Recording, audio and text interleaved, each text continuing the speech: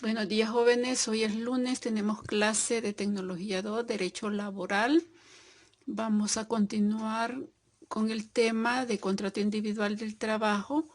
Nos había quedado pendiente las obligaciones de los trabajadores. Bienvenidos.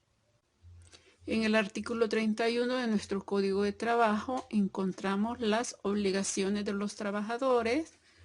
Una de las más importantes es desempeñar el trabajo tal como se ha convenido en el contrato.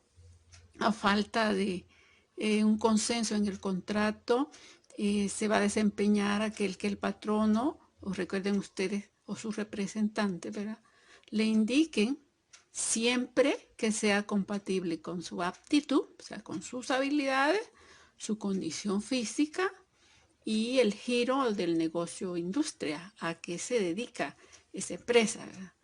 Y otra obligación es obedecer las instrucciones del patrono en relación al desempeño de sus labores.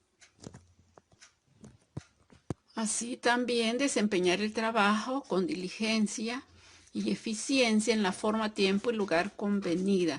Este es un criterio ético que contempla más el Código de Trabajo. Vamos a entender por diligencia la voluntad del trabajador de hacer bien las cosas, y la eficiencia, esa capacidad para desempeñar la actividad que no depende tanto de su voluntad más que de su capacidad.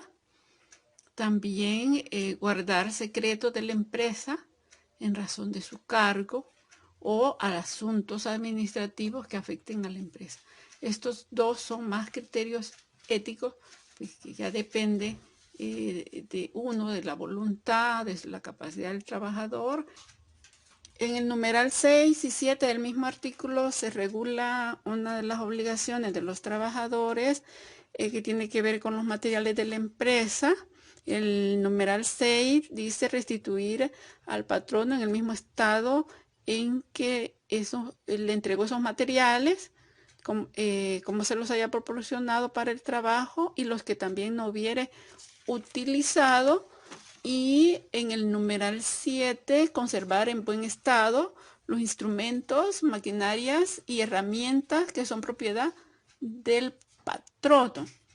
Estas disposiciones se fundamentan en la buena fe que debe existir en esa relación de trabajo.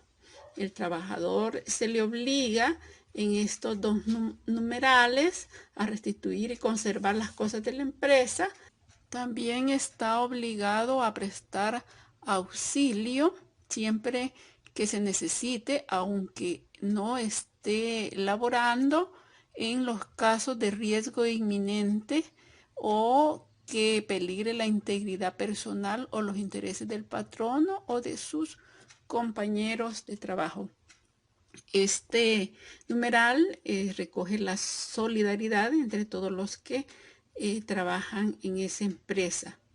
Por ejemplo, incendio, inundación, terremoto, que puede darse cuando el trabajador está también de vacaciones.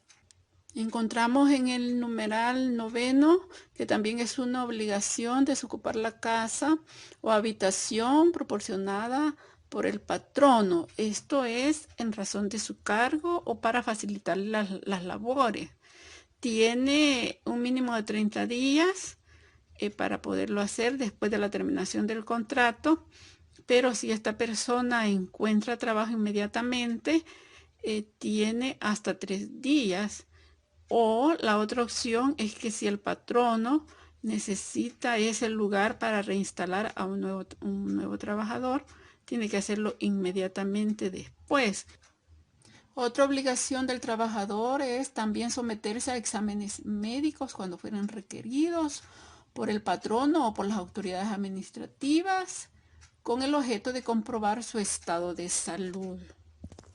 También debe de observar estrictamente todas las prescripciones que conciernen a higiene y seguridad establecidas en los reglamentos, en las leyes y las que indiquen los patronos para proteger a los trabajadores y al lugar de trabajo y evitar así las enfermedades comunes, personales, los accidentes de trabajo, por cuanto hay responsabilidades para el patrono de tipo económicas, sobre todo en los casos de accidente de trabajo y enfermedades profesionales. También utilizar los materiales de protección que les son brindados por el mismo objeto, el equipo de protección para uso de maquinarias. Debe cumplir con el reglamento interno de trabajo. Recuerde que anteriormente les dije que el patrono tiene la obligación de darlo a conocer y este tiene que cumplirlo también. La indemnización a que tiene derecho el trabajador en caso de accidente de trabajo se reduce en una tercera parte cuando es por negligencia del trabajador. También cuando se comprueba que el patrono no cumplió las disposiciones relativas a seguridad e higiene, la indemnización que debe pagar el patrono aumenta hasta en una tercera parte. Se le prohíbe al trabajador abandonar las labores durante la jornada de trabajo sin causa justificada o licencia del patrono o de sus representantes. Recuerde que el patrono delega a otros representantes sus funciones.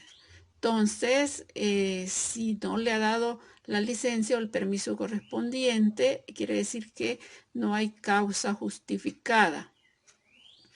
Y abandonar el trabajo es más grave porque es una manifestación unilateral de voluntad del trabajador. Lo hace sin permiso y por su propia voluntad, a diferencia de la inasistencia del trabajo. Son dos criterios bien diferentes. Está prohibido también el empleo de herramientas y materiales dados por el patrono para fines distintos. Este es un motivo de terminación del contrato sin responsabilidad para el empleador, así también como hacer cualquier tipo de propaganda, ya sea sindical o religiosa o política, esto con el fin de evitar desórdenes en el ambiente de trabajo y que haya disciplina y que la empresa puede funcionar con el objeto requerido. Y el otro es la aportación de armas, porque es peligroso y también altera la disciplina y desarrollo de labores. También los aprendices tienen obligaciones.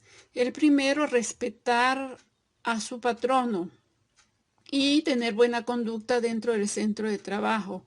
Segundo, obedecer las órdenes e instrucciones que reciba del empleador o de sus representantes, esto con el tema de su trabajo, y observar la necesaria aplicación en el desempeño de su trabajo, así como también asistir a las clases de instrucción técnica y hacerlo con la aplicación debida y todas las demás que están en ese artículo. También los trabajadores a domicilios tienen la obligación de guardar y conservar con mucho cuidado y recelo los materiales y útiles proporcionados por el empleador. Realizar el trabajo pactado con el empleador en la calidad requerida y cumplir con la entrega del trabajo en el tiempo que se estipuló en el contrato. Y los trabajadores del campo, los empleados agropecuarios también tienen obligaciones, como cuidar las plantaciones donde ellos realizan el trabajo, dar aviso al empleador por cualquier suceso que acontezca en perjuicio de los intereses de éste, Y del trabajo doméstico, pues hay obligaciones también, que son aquellas personas que se dedican a labores propias y continuas de un hogar que no importen lucro o negocio para el patrono y están obligados a proporcionar al patrono los exámenes médicos necesarios antes de iniciar las labores o cuando el empleador lo considere necesario. Y el trabajador doméstico no está sujeto a horario, pero tiene derecho a un descanso mínimo de 12 horas diarias y un día de descanso a la semana pagado. También está obligado a laborar en los días de asueto, siempre y cuando se lo solicite el patrono con el pago del salario del 100% en esos días. Todo lo que inicia también termina. A continuación vamos a ver las causales de terminación del contrato individual de trabajo. Hay 5 formas de terminar el contrato individual de trabajo. La primera es sin responsabilidad de las partes y sin intervención judicial. Por ejemplo, cuando se llegó el plazo pactado en el contrato. Otro ejemplo es cuando muere el trabajador o cuando muere el patrono, pero que hay una incidencia, una consecuencia directa en la terminación del negocio. El otro caso es sin responsabilidad para ninguna de las partes que requieren intervención judicial. Esto cuando hay cierre de una empresa. Entonces se hace un proceso judicial para poder clausurar el negocio.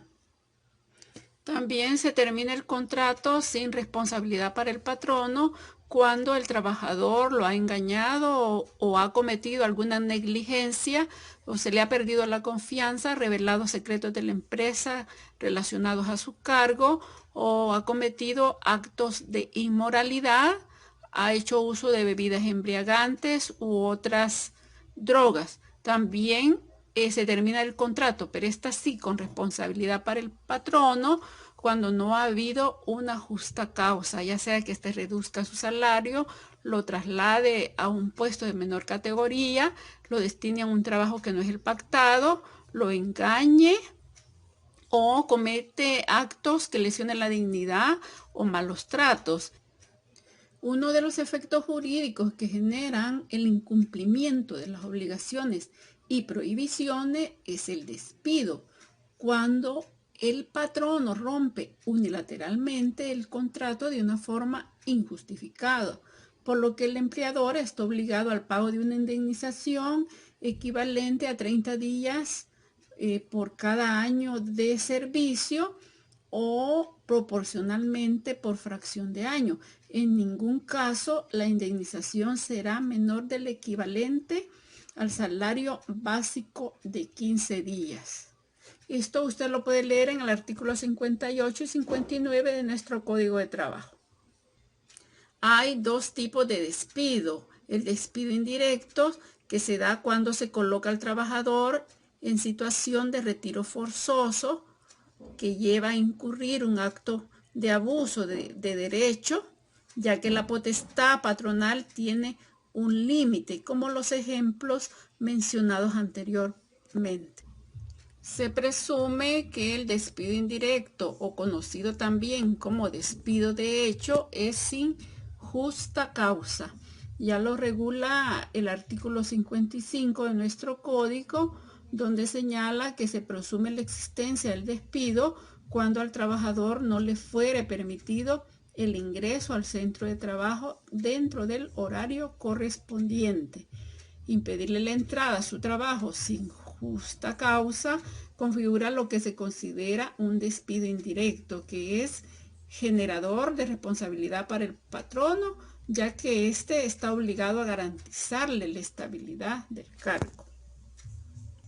El artículo 56 relacionado con el 53 del Código de Trabajo señala las causales de despido indirecto, pero con intervención judicial. Esto quiere decir que ya no es una presunción de derecho, sino que hay que probarlo, y es el caso cuando el patrono reduce el salario del trabajador, cuando lo traslada a un puesto de menor categoría o cuando le da un trabajo de naturaleza distinta al pactado, o cuando daña su dignidad, sus sentimientos o principios morales, o cuando hay malos tratos, ya sea de obra o de palabra.